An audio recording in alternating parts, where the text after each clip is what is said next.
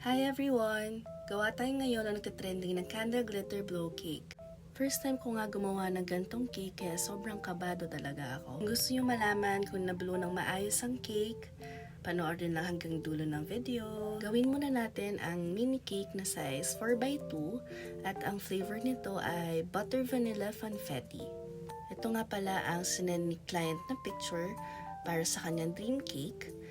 I-recommend ko din na frosting cake na lang ang gawin para magaya natin yung texture ng plushie toy na gusto ni client. Ang size pala ng bigger cake is size 8x4 and same flavor sa mini cake, butter vanilla funfetti.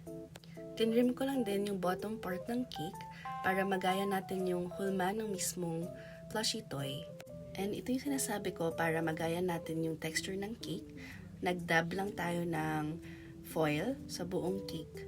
And for the base ng dalawang cake, nag-cover lang tayo ng 14x2 inches na styro ng fondant na same color nung sa sinend na picture ni client.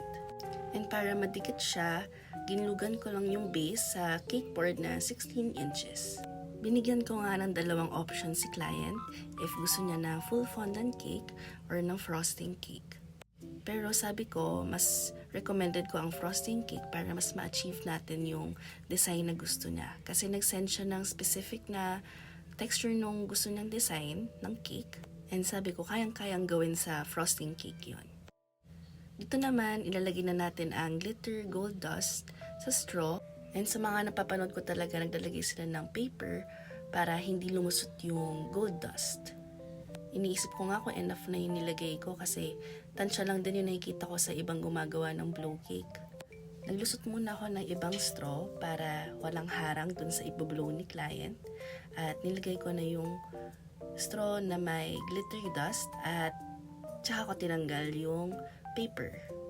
At naglagay na nga tayo ng rainbow sprinkles and iba din yung binigay na design ni client for the mini cake. Fondant nga pala ang nilagay ko for the eyes, mouth, and other details for the bigger cake.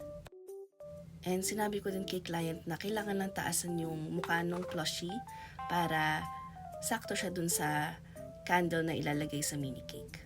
At sinend sa atin ni client ang logo niya para sa kanyang cake dedication.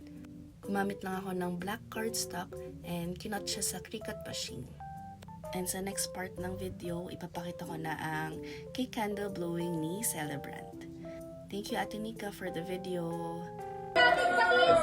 Charlie na happy birthday! 3, 2, 1! Happy birthday, Charlie! And ito na nga, tuwang-tuwa ako at na-blow ng maayos. Here's to making more glitter blow cakes in the future. Thank you!